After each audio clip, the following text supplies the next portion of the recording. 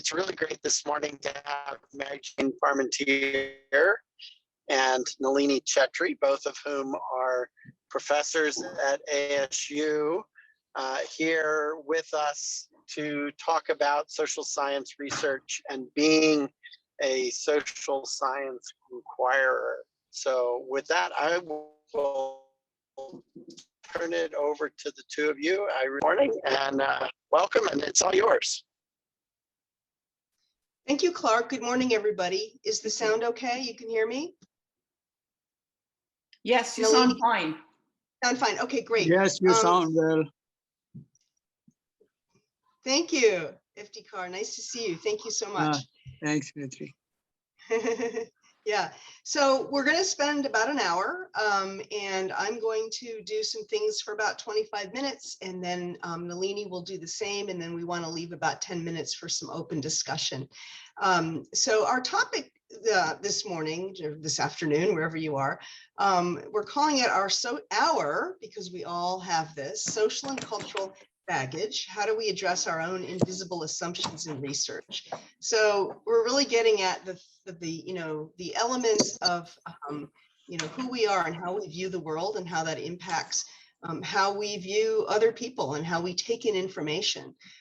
So it's relevant in terms of talking to people, observing people, and doing social science research. And it's probably one of the most tricky elements in doing research because, again, we're talking about things that are less visible.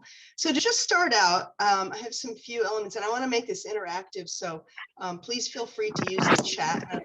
I'd like to ask you all, if you want to put things in the answers in the chat, when you arrive in another country, which you've all done, I think, on this call, what are the things that hit your senses? What are the things that you can see, smell, taste, hear that lets you know that you're in a place that's different, a place that's culturally different?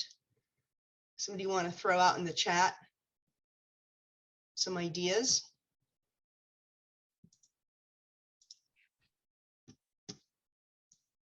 Nobody? Derek. Would you like to say something? Can you hear me? Yes. Yes. Oh, hi, everybody. Well, Hi. in a new place, of course, you'll see even the way people walk, Yes. the physical infrastructure, buildings, roads, those can be very different. The mannerisms of the people, the way they talk, the way they speak. Yeah, there's some. Excellent. Yeah. Yeah, that's right. Excellent. Yep. And we have some things in the chat too. Food. Yeah, how people move around, walk, roam, language. Absolutely. Excellent. So these are all things that you can either see, smell, taste, hear, right? And if you look at the iceberg here, you can see that these are the things at the top of the iceberg, right? At the very top, we have food. You all actually came up with things that are much more profound. The way disposal, waste disposal, all of these things, right? And then you're in the place for a while, and you've all done this too. You're living somewhere else for months and months and months, maybe a year or more, and you start to see and understand other differences. What might those be? And you can see in this metaphor of the iceberg, these are the things below the surface. Does anybody want to offer anything concrete? The sorts of differences that are intangible, you can't see them or smell them. They might be manifested at the tip of the iceberg, but they're invisible in the sense that they're ideas. They're inside of our heads.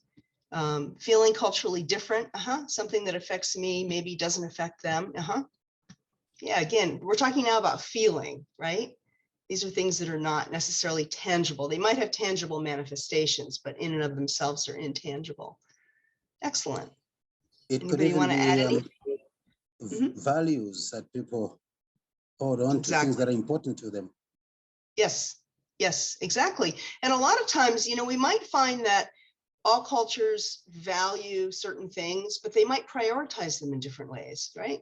So for instance, in US culture, honesty is considered a high value, right? We're taught as little kids, honesty is the best policy. But it might be sometimes that being very honest can hurt people. And so in some cultures, prioritizing, being kind to people and not being too honest could be a value. Coming to class during our festival. Yes, exactly. Yes, good. Okay. And I often, when I do this live in a classroom, I like to put at the very bottom assumptions, because these are the things that we assume are universal, right? I mean, we all hold these values that we think, well, everyone should value this the same way that I do. And that could be true, or it might not be true, right? We're not quite sure. Okay, great. So this is sort of a quick snapshot of how we might jump into the topic of culture. Something that we all sort of intuitively know, but not always explicitly talk about. Next slide, please.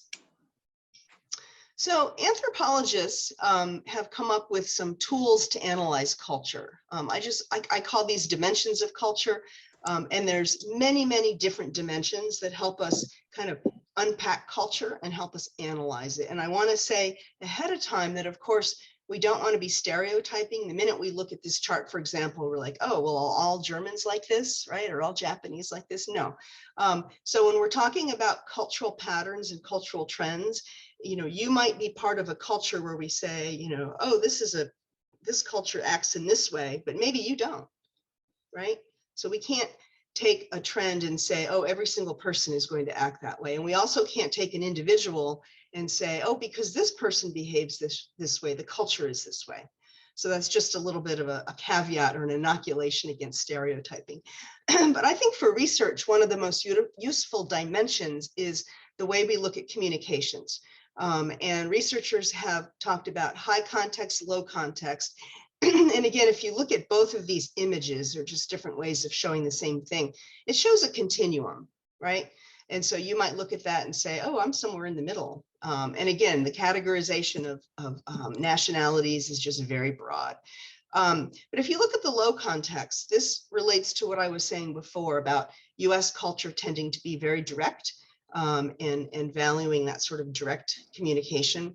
And so that's considered low context, very specific, precise, and poorer at decoding. So that would suggest that people in the US are a little poorer at understanding the unspoken, right? Or the body language. They want the actual words directly communicating, as opposed to high context cultures, which are less direct.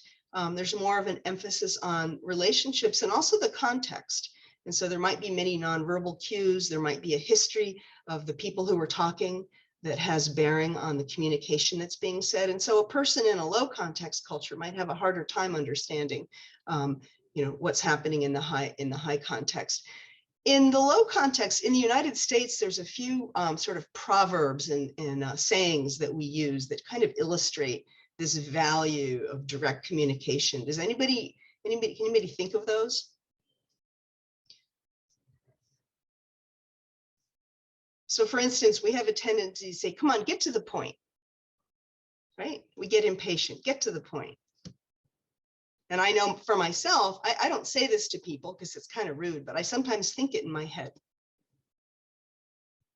And this isn't always strictly between cultures. It can be different personality and communication styles. Can anybody think of another sort of proverb or thing that we say? Have you heard the expression, let's not beat around the bush? So that gets to this idea, right? Yeah, don't beat around the bush, get right to the point. Where the rubber hits the road is something that you hear people say. Let's see, I recently heard cross off your T's and dot your I's. Yeah, exactly. Yep, that follows in sort of the same line. Does anybody have a context of or an example of the opposite, the more high context? And again, any of us talking could be low or high context or somewhere in between, regardless of where we're from.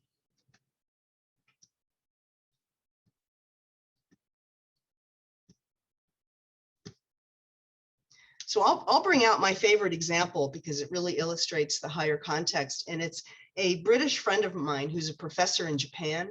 And she was called to an important meeting where the president of the university was speaking in Japanese. And at this point, she was pretty proficient with spoken Japanese. And she was listening for an hour to this, the president of this college in Tokyo speak. And at the end, she didn't know what his final point was. And so she asked a colleague who was also Japanese and said, So what was the outcome of that talk? And the colleague said, I think he's just resigned. And this was a colleague who was fluent in Japanese. So he had been, you know, instead of getting up, an American in the same situation would say, okay, I want to let you all know I'm resigning. But instead it was told in a very contextual way, right?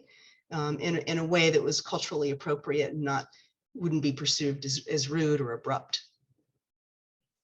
So let's see, how are we doing time-wise? Let's move to the next slide. And I just want to point out that these cultural dimensions, there are dozens of them. If you look on Google, there's Gerd Hofstede website, and it's there for free. You can see all these different dimensions, and they're useful. I mean, you have to take them with that sort of caveat that, you know, not all people in these cultures are like this. But another example is a power distance. And that's another dimension where you look at relationships between people and whether the culture is more hierarchical or more egalitarian. And by the way, egalitarian doesn't mean equal. So for instance, researchers have said that in the United States, the culture is more egalitarian. It doesn't mean more equal. We certainly have you know, hierarchies and racism and discrimination, social class and all that. But what it means is there's this notion that we should all be equal. So, you know, we learn when we're children, oh, anybody can grow up and be president, right? Even though until pretty recently, it was only a certain kind of person that actually could become president. Another example I like to use is when we go into Starbucks and we ask, you know, they say, oh, what's your name? So I would never say Dr. Parmentier in a Starbucks in the United States. That would be perceived as very strange and presumptuous. It would always be Mary Jane, right? But I know in Germany, for instance, if you're a doctor's on your, you know, your driver's license. So it's these sort of formal versus informal, but it can make a big difference in terms of, you know, if you're doing research, if you're going into a community in another location, you know, who's in charge, who can you approach, who is it okay for you to talk to, who's it okay to be seen talking to, you know, all these little nuances that are not always readily apparent, right? And by the way, hierarchies can be on a lot of different dimensions. And in a minute, Nalini's going to talk about the gender dimension, but they can be based on gender, ethnicity, it can be religious, social status, last name, which is social status, and they can be combined, right? We have what we call intersectionality, where there might be hierarchies based on several of these factors. So this is just sort of a little taste of these dimensions of culture. You can find them on the internet, and they can be really useful in helping to unpack. Yeah, we'll go to the active listening, the last one, Nalini. I think that's, yeah, the last slide. So this is an exercise I want to share with you that is kind of interesting, and it may be something for you that's useful in your work. So I want you to take a minute to look at this picture and just describe it. So the first one is describe. And you can go ahead and put descriptions in the chat. What do you see in this picture? Just description only. You're saying active listening. This is actually active watching, active observing.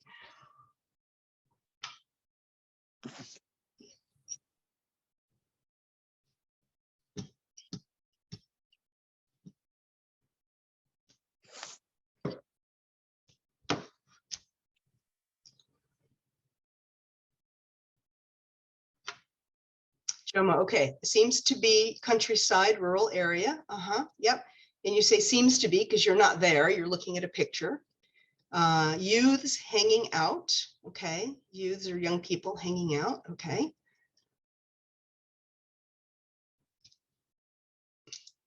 Yeah, it'd be great if you put it in the chat because then we'll have a record as we go on to the next piece of it. They're waiting for transportation, Lori says, Women on their way to a celebration being photographed. Okay. Looks like an agricultural area, solar panels incorrectly placed between trees. Thank you for that technical observation. Anything else in the description?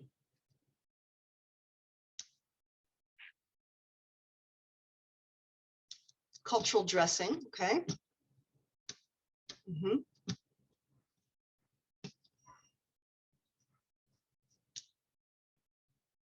Anything else?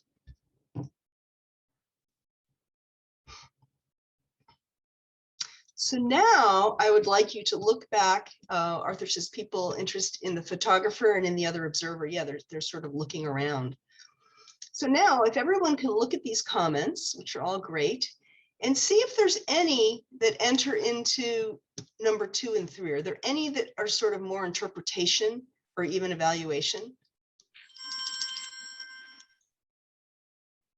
And not pure description.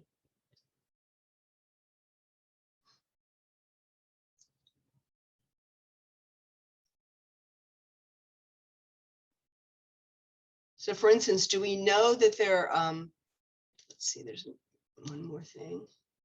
Norwell, oh, I went there, yeah. I'm trying to look and see. Yeah, exactly. I was going to say, so first of all, so Norwell's comment, thank you for confessing to that. So, you know, do we know they're women, first of all, right? Do we know they're women? And how do we know they're on the way to a celebration? Right, so that's stepping into the interpretation. Yeah, waiting on transport is interpretation, Lori, exactly. Yeah, we don't know. There's a lot we don't know, right? Good, excellent. So, you know, the point here is that it's as human beings, observant human beings, we jump into interpretation.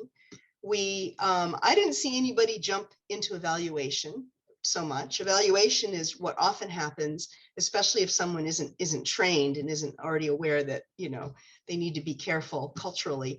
Evaluation would be, you know, oh, they look unhappy because they're not smiling, right? So my assumption as an American might be, oh, when the camera's on, you should smile, and they're not smiling, so they're unhappy. That's an evaluation, and nobody did that. But yeah, interpretation. We don't know if they're in ceremonial dress. We don't know if they're going to a celebration. We're not even sure the gender. And Lori, yeah, go ahead, Lori. Yeah, I just wanted to make a comment that actually this is a good exercise about teaching how to do observations, to get people to describe or to develop observation tools that help them describe but not interpret or evaluate. So how you pose those questions, how you set up your instrument for people can actually lead them into doing that or not doing that as well. Yeah, exactly. Excellent. Yeah, and I've done this exercise in a boring classroom where I've had students describe the classroom. I mean, it can be as simple as that, right? You're sitting in a room and, you know, students start saying things like boring, ugly, and jumping into evaluation. So it's a simple exercise. You can do it anywhere with anyone, and it does give you that heightened notion of, oh, okay, so what can we simply observe and describe as objectively as possible, right? Knowing that we really can't be objective. I mean, our human brains immediately jump to interpretation, right? We all do that. But yeah, like you said, Lori, it's really, it can be useful. So that's the exercise. Does anybody have any quick question before I hand it over to my colleague? Yeah, so this is a good evaluation technical. There's a scaffold, Jomo says, next to the solar panel. So maybe there were plans to elevate the plans, but those were on hold. Yeah, so that's good, like interpretation that we can get into after the description. So I'm going to hand it over to my colleague, Dr. Nalini Chetri, because she has some really interesting activities that relate, I think, in the same way. And then we'll have some time at the end to have a more open discussion. But thank you for participating, everybody. Thank you, Mary Jane. Lori, did you still have your hand up?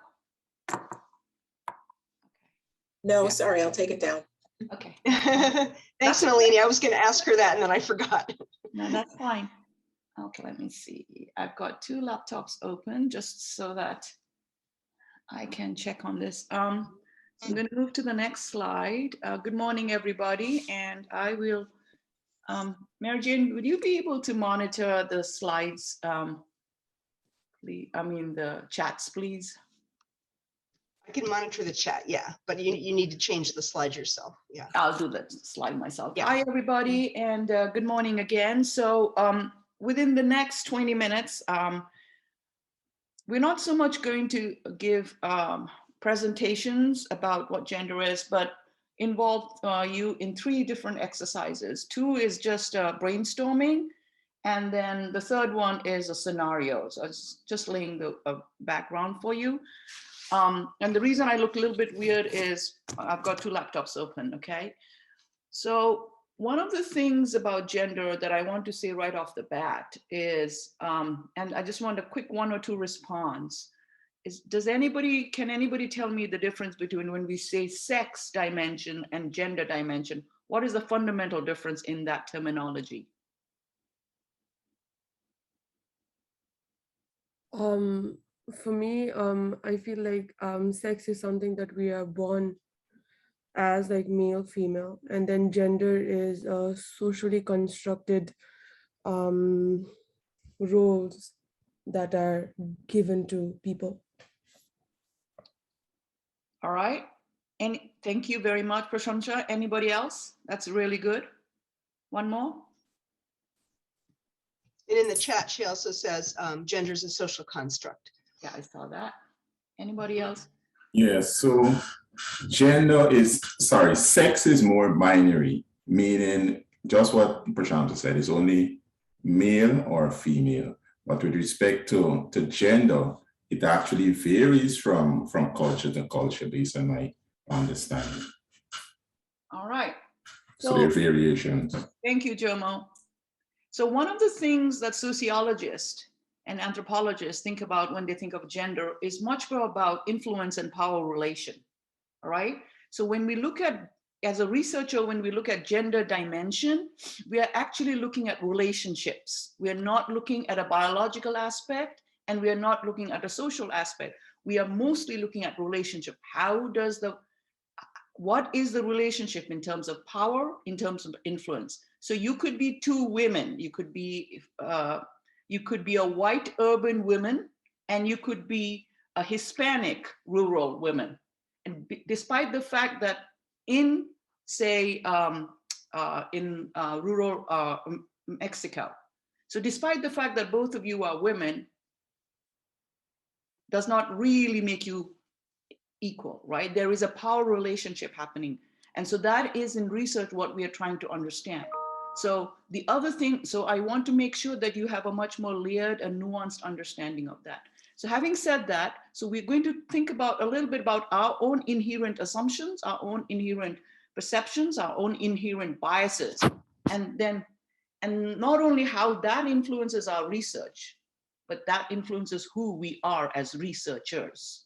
That's a really important dimension to keep in mind. So I'm just want to use this slide as a framing and go to the next one. Now, I begin immediately with the set of exercises. So please bear with me. This exercise is called a waterfall exercise. And I know that some of you were in my class, so you kind of heard this before. So you need to be alert, right? We will use the chat function to do this exercise. Now, please listen to me very carefully. The waterfall exercise is really key, is really dependent on timing. So what I want to do is I'm going to pose a question to you, a simple question, and that question will require you to give me responses. You're going to write the responses in the chat, but you will not hit the send button until I say send. You will just draft the response in the chat. Let's see how many of you can follow that instruction. Are you with me? Okay, here's the first exercise. Here's the first set of questions. Write down 3 energy technologies in the chat. Do not hit the send button. I'm going to give you 40 seconds to do that. Counting.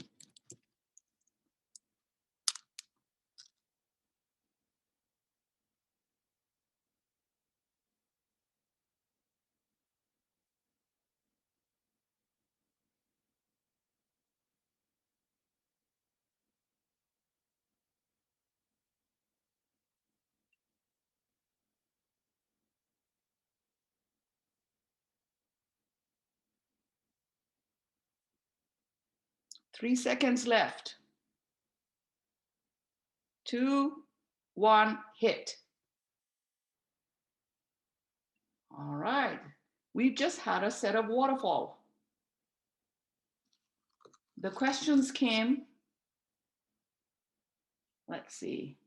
So this is called waterfalling, all right? So Iftihar says solar, wind, nuclear, energy technologies. Prasansa says solar, EVs, nuclear, all right? We're very few people. Did everybody do this? It seems not. It seems not. Some person still typing.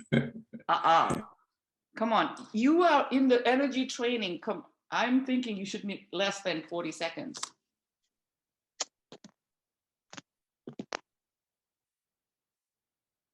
Okay.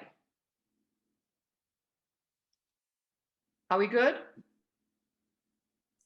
Yes, we are, Professor All right. Nalini. We don't. Okay, I'm going to go to the next one. Now this is just a warm up. I'm going to go to the next section. Any questions so far? People had time to. Waste to energy. I'm just going to read it through for just so that people know. Solar, wind, nuclear, solar, PV, wind, hydro, solar, EV, nuclear, solar, thermal, wind and hydro, wind turbines, solar panel, water turbine is what Angle says. Author says solar, nuclear, hydro. Energy technologies, solar panels, lithium batteries, and wire. So Norwell is being a little more granular. Biomass, CSP, and hydro is what Mahendra says, and Laurie says. Waste to energy, solar, combined heating. Okay. Let's do another exercise. It's another set of waterfall. Everybody ready? All right, this is going to be here. I'm going to ask you two set of questions. Let's do one at a time. Only when I say send, I'm going to give you again, in this particular case, 40 seconds. So think about it. I don't want you to overthink. This is what we are looking at, perceptions and assumptions. So you don't have to think about it, whatever immediately comes to mind. You're not a scholar right now, you are just a human being. So for women, what is name one technology mostly used? And for men, one technology mostly used. Don't overthink. 40 seconds starting now. Jomo, it's a waterfall. Don't give me your answer right now. Wait. Yeah, sorry about that. Seconds gone. Sorry about that.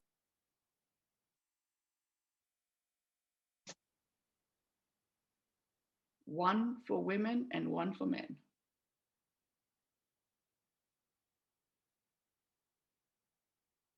Don't overthink. 30 seconds.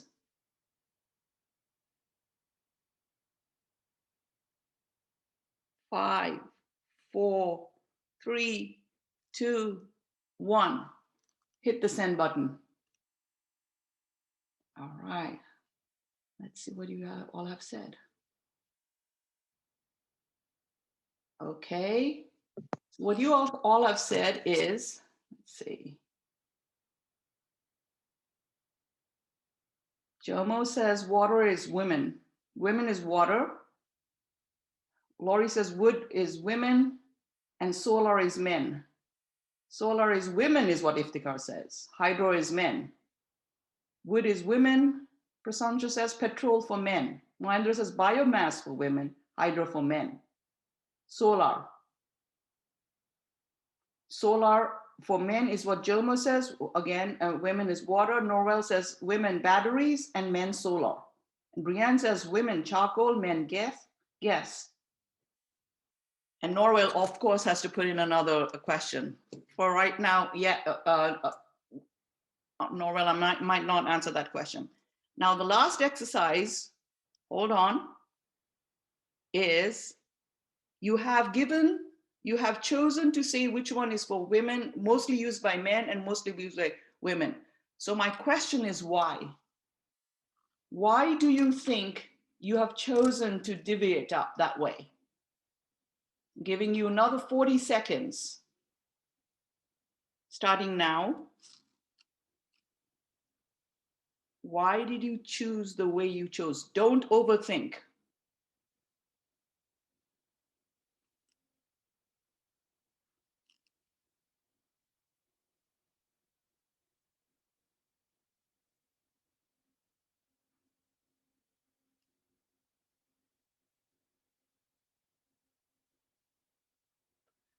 Five, 4, 3, 2, 1. Hit the send button.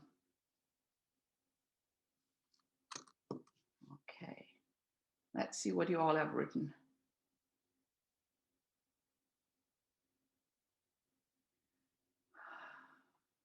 Oh my goodness. Biomass, okay, Ushman, all right. Solar for women because it's easy to handle at home is what Iftikhar says. Prashant says women are subject to the household chores. Men use petrol to use vehicle to transport. Brian says cooking and transport. Derek says what I've seen, which doesn't offer me much clue, Derek, but I'm sure you are meaning to say something. Hydro for men because it needs outdoor.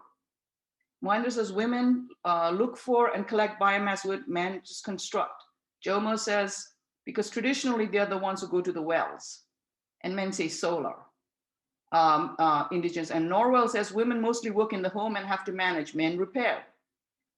Solar, men is women, and biomass, Usman says, is for women. All right. So what we did in this exercise is to point to the fact that energy is really gendered. That's a phrase, is gendered. That means until now, one of the findings in the economic sector is that of all the activities in the economic sector, energy sector is one that is the least representative of women in any position. All right? It is primarily because energy is thought to be gender neutral. So the question, but just based on your assumption, just based on your small exercise, is very clear that energy, at least with your experiences and in your scholarship, is truly gendered. So keep that in mind as we go through my last exercise, and then we'll come back in a general Q&A at the end. Okay, so we have thought about technologies, and you will have noticed that when you talked about the first technology in the first exercise, it was very high scale, hydro, solar, nuclear to some extent, right? That's what you said. Then when we talked about the second one, which was mostly men by women, you were much more downscaled. You talked about how women use wood and the men use petrol. You didn't even talk about that in the beginning, right? Now hold that thought as we do the last exercise, okay? Now in this one, we're going to talk about a scenario. So this is the United States scenario, okay? So this is our grandmother or a mother's cook stove or gas range, okay? I'm gonna stop sharing. Look at this carefully. Okay, all right, no comments here so far. I'm going to stop sharing, and I am going to pull up another slide. Hold on, let's see that okay.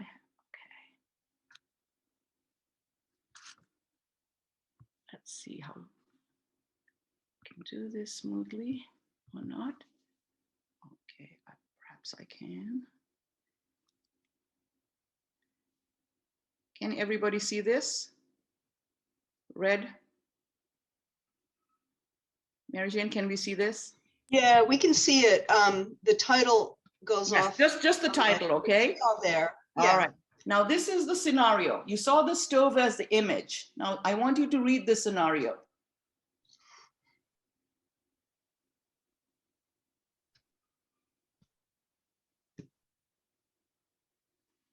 Has everybody read this? Yes, we have. Many. Okay.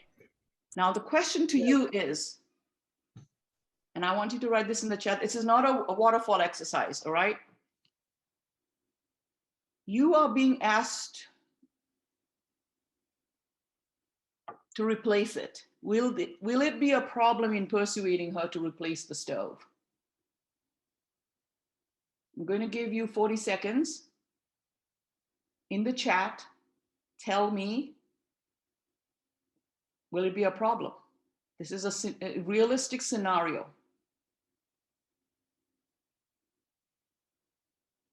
Starting now, 40 seconds in the chat.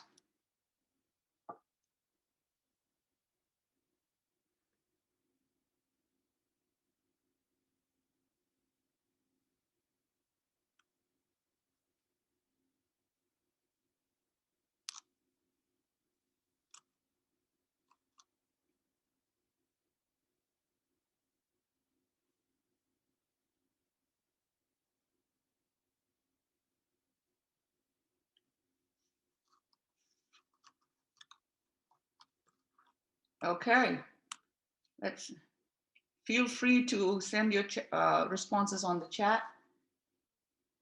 Okay, and now we're going to open this up for discussion a little bit. I'm going to stop sharing this, and I'm going to open back our.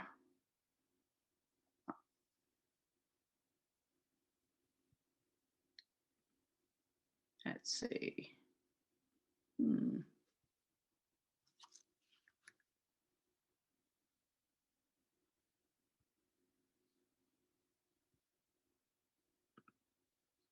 Just give me a second.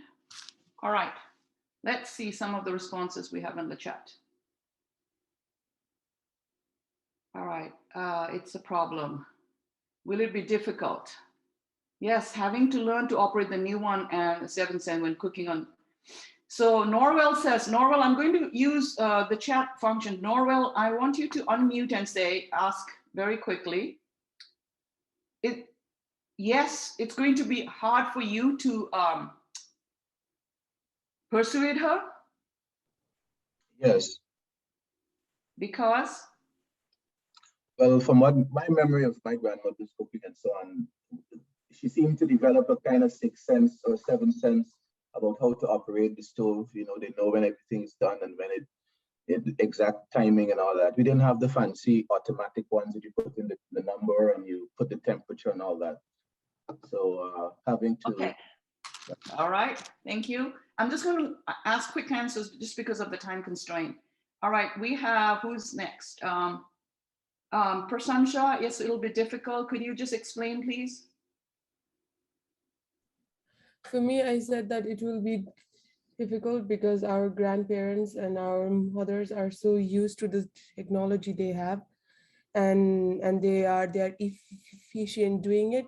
So when we replace the technology, they have to relearn each and every part of it. And I related this to the failure of improved cook stoves in some part of the country. Okay, thank you. Iftiar. Yes, one reason I've already written it is that people become too possessive about what they have actually had for a long time. And second is that they become used to the technology or the absence of technology, whatever, during the period of time that they use it, and they don't want to get into, especially mothers and the grandmothers, they don't want to get into learning new things. Thank you. I'm just cutting you short a little, just in the sake of time. But thank you. That's a really good answer. Usman seems to be very positive that he is going to be able to persuade. Usman, you want to kind of qualify that answer a little bit? Hello. Yes. Yeah. Due to the reason of non-availability of the parts, so I will convince her maybe the modern one readily have more parts, are easy to get, and probably is more energy saving due to modern innovation in technology. Okay. Compared to the old modern type. All right. So there are a series of these chat. So what is very clear on these chat responses that you've given us? What is happening? You are a qualified energy expert. Your mother or grandma is obviously running an inefficient energy stove, right? And most of you say you're still not able to convince her or persuade her. So you are trying to make energy policy changes for the rest of the world with all of your research, but you're not able to persuade the one person who loves you, that you have interaction with, the relationship with. But you think you can solve the world's energy problem. What's going on?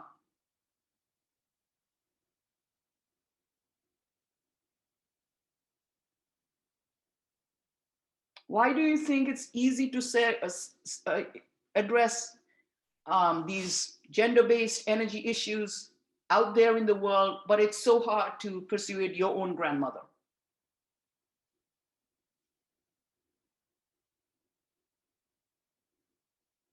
Because yeah, go ahead, jump in. Because I feel like when it comes to the family dynamics, we are easily and emotionally drawn towards grandparents and mothers and fathers. And if they get irritated or upset over us trying to teach them what to do and how to do, we easily back off. Whereas while we are trying to make policies for the world, we are more strict, and we will place in interventions like trainings and here and there. So emotional detachment is there. I feel, I might be wrong. Yeah. So really good, really good. Well, I think it's basically, the change. Humans do not accept the change very easily. Yeah.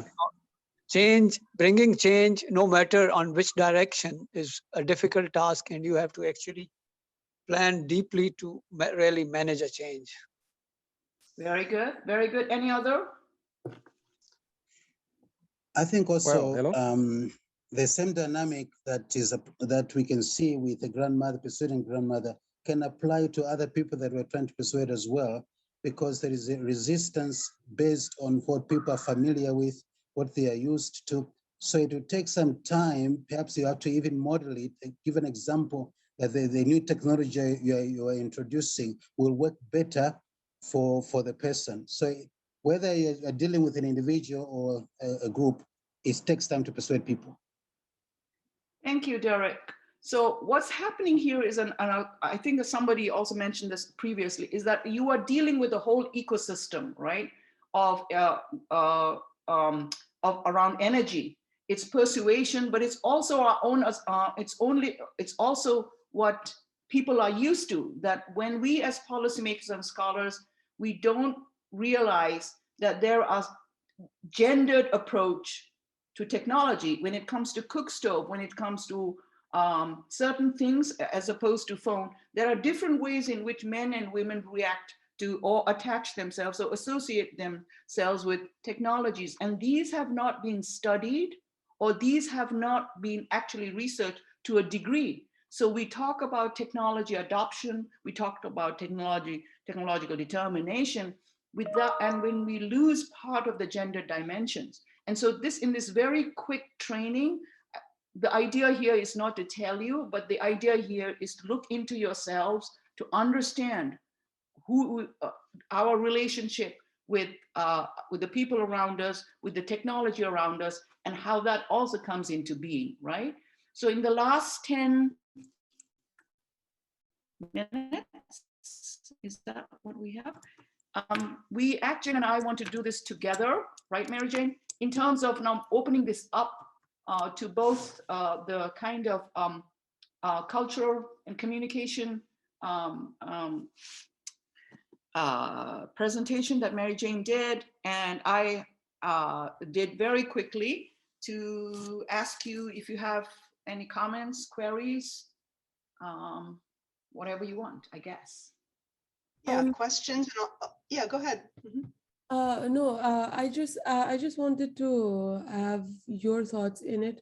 While we are talking about technology adoption and then the gendered role within the energy technology, do you think that the education level or the exposure of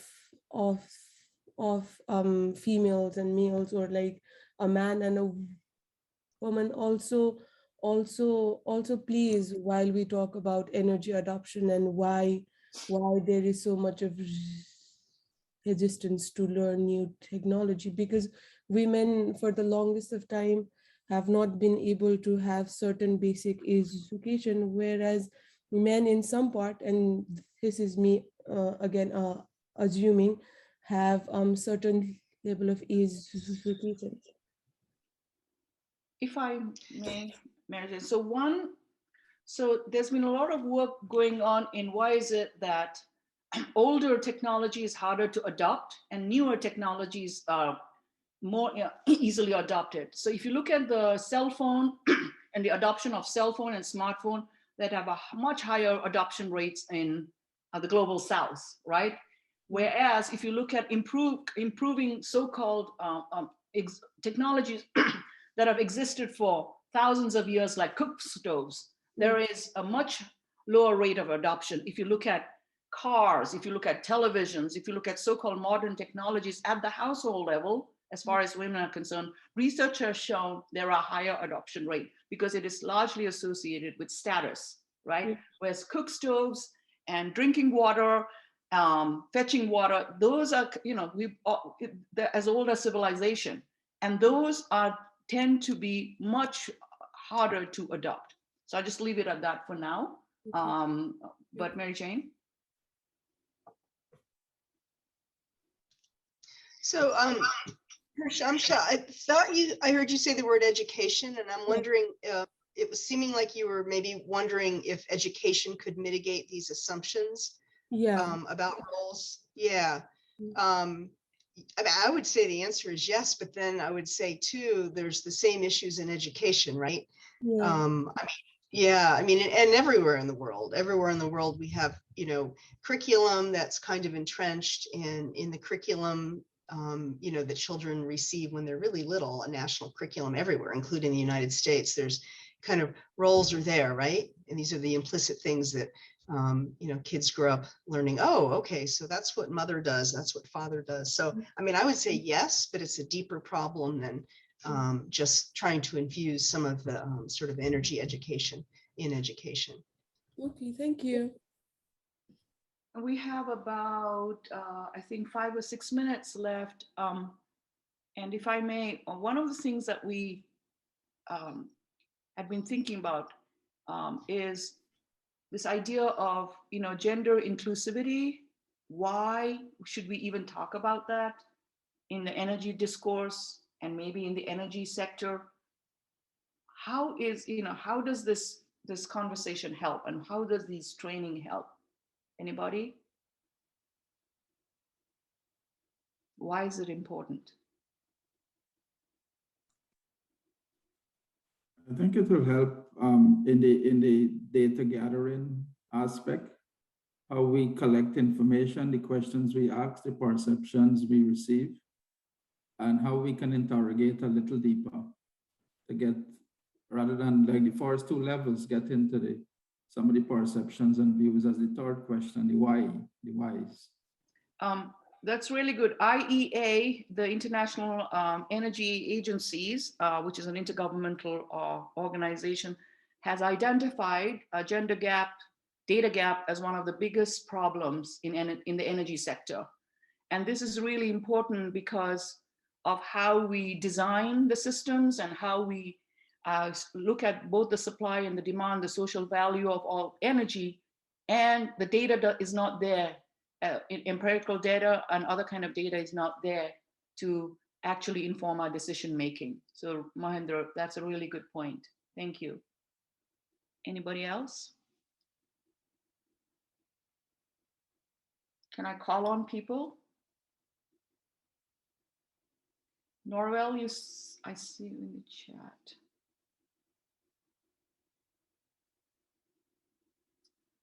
Norwell, you want to say that out loud? That's a really good response to your question about why I think this sort of training is important is that even well-meaning interventions that we pursue, especially in the energy space and what I'm learning as I go through literature for my own research work, some of these well-meaning interventions have differential impacts on different groups of people, and particularly women who tend to bear the burden of those differential impacts. That is, that is really important. Again, I'm just going back to what IEA says. The agency also has said that I think there's less among the many economic sectors, energy has I think less than 10% patents about from women. And that is very telling on how we design systems, right? So at the management level, at the planning level, at the utilization level, it is mostly done by one sector. And so when you have less diverse talent pool, less diverse kind of ideas and perspective informing a design of a system, it can't be robust, right? I mean, right. So there is this need for more diversity, not just in gender, but in elsewhere too, that will help inform an energy system that is obviously really flawed even now. So yes, thank you for that, Norwell. Anybody else? How much time do we have? 3 minutes. I'm going to stop sharing this.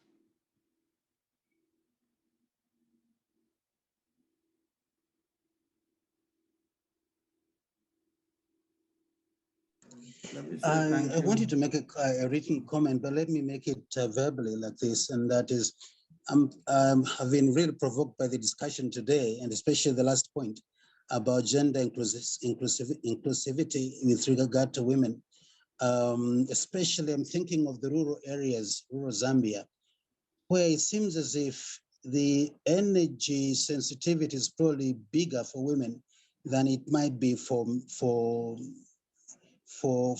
men, because the greater need for energy in those places is for domestic use. It is for cooking particularly. And that's an area in which basically the need is felt perhaps more by the women. And I wonder whether there's a sense in which, because the energy requirements for men seems to be predominantly in the area of mobility. So I don't know how the dynamics of inclusivity and exclusivity in energy use or demand works out. I mean, I'm just struggling with this concept, must confess, and I wonder whether you can just make a comment on that. So research has been done. So there is a little bit of a stereotype in that women are associated with cooking and therefore it is largely a women's issue in energy. So research has shown that in rural areas, women are also subject when they cook. Men do influence what they should cook. They will not eat, men do cater to women do cater to men's need in things that one cook. Would you agree, Derek, a little bit? So it is not exclusively women. So but however, men do design the system. Men do kind of make the decisions on how much energy comes to a home or leaves home. And so the women is not just the end user. So that's also the myth. So the idea here is we don't have the solutions, not because especially in the energy sector, there's paucity of research done on how it is gendered or whether if it makes an effect or not. So Mary Jane and I had been having this discussion before, just being aware of this to begin with, step. We don't have the solutions now, but to be aware that energy is gendered. Remember that phrase, is gendered. So how women and men, people with disability, people with different ethnicities, people in different geographies, how they deal with energy is really different. We need, as researchers, as planners, I think we really need to take that into account. And the first step as part of this training is to be aware of that. And then we move on to the next. Yeah, and if I could just add really quickly to that, to your point, Derek, and what you were saying, Nalini, I think in general, in terms of technology, very often those who make the decisions about what to buy and what to implement are not those that use the technology. And so this can be an element in this gender discussion. So, you know, even if it's something relating to cooking in the home, you know, the woman might not be involved if it is a woman in the decision-making about the technology. So I think that's another point to look at with implementation. And I see we're on the top of the hour and clock is back. That brings us to the end of our, unless Mary Jane, you have any last thoughts? No, that was my last thought. I really appreciate everybody participating though. Really interesting, super comments. Thank you. I Yes. agree, and thank you so much. And Clark, over to you. Thank you both very much. This was a really great session, and I think, you know, reminded us of a lot of things that are really important to pay attention to when we're down at that level of engaging with people around projects, when we're you know, really helping new people begin to think about how they can become data collectors, and more than just data collectors, really innovators in their own communities. It's very helpful to provide them with this, you know, kind of capacity to self-reflect. And I think I think it's really important for us as social researchers, but also thinking about, you know, and Lori, your teams and the work that they're going to be doing with communities, and really training, helping the, you know, communities learn to be self-learners, learn to be self-reflective. And I think these kinds of dimensions of that are really important. So I really appreciate Mary Jane and Nalini, you taking the time to be with us here this morning. And I really appreciate everybody being an active and engaged participant. Yeah. Lori, did you have a few words? I was just going to say, yeah. So I also have a questionnaire to help people think about the different dimensions of culture that I can send, you know, as it relates to that. And it's something that we could actually add questions to. I always have a lot of stuff, but just it helps jog the thinking about ways to look at culture, you know, along the time spectrum, even eating, dressing, you know, when you're in different situations. So I'll send that along to Clark to share with everyone. Great. Thanks, Lori. Okay. All right. Take care, everybody. Have a great week, and we will see you all next week.